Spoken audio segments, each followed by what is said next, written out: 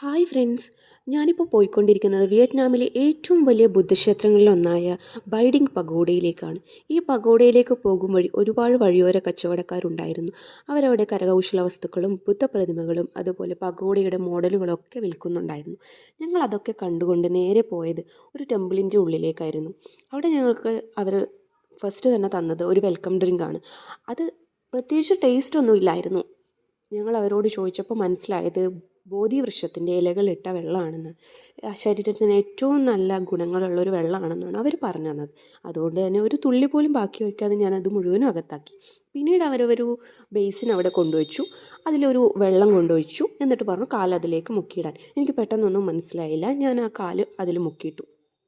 അതും അവർ പറഞ്ഞു തന്നത് ബോധിവൃക്ഷത്തിൻ്റെ വേരുകളിട്ട വെള്ളമാണെന്ന്.